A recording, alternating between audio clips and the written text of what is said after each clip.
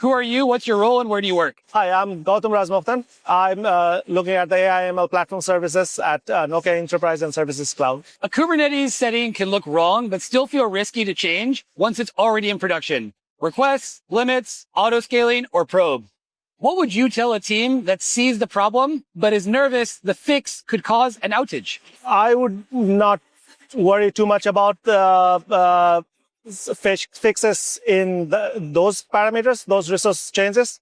I would just, make sure that, you've done the, follow the production guidelines for any deployments in place in the beginning itself. And and then if there are some changes, most of the time Kubernetes handles it well. And then, you have the load balancers and such to take care of those. Look at your metrics, the monitoring stack. That will give you a lot of ideas. That will give you more confidence on the load levels currently on your system as well. And and if things go, south, then, that take it as a learning opportunity as well. So, I would not worry too much. And, it's rather better to do it and fail than not do at all. Missing readiness checks usually show up through something concrete. Traffic reaches a pod too early, auto-scaling behaves strangely, or users report errors. If a team wanted to catch this before users do, where would you have them look first? Again, so these are the, the metrics that if you have a good solid monitoring stack, right? So those already give you ideas on, what's happening in your deployments. And, if it is about deployment not coming up at all, so then that's where you would already do that test in the staging side.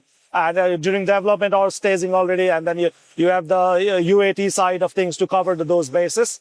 But once it's in, production, and then it's kind of, dynamically deployments coming in, workloads coming up dynamically, then at that point, it's your monitoring stack is your best, friend. Production readiness reviews can happen before launch, after incidents, during audits, or not formally at all. What would you put in place so Kubernetes readiness gets reviewed before it becomes urgent? Those would be mostly covered on your, CI/CD pipelines, right? And so in that space, you can already, figure out a lot of, tests to cover your bases. But again, if you are doing reviews on that one, as I said, like the UAT side phase is also a good place. Or before that, you take it, through your whole team.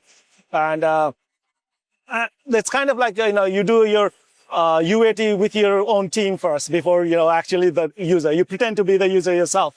The team pretends to be the user itself. So then that covers a little bit of that.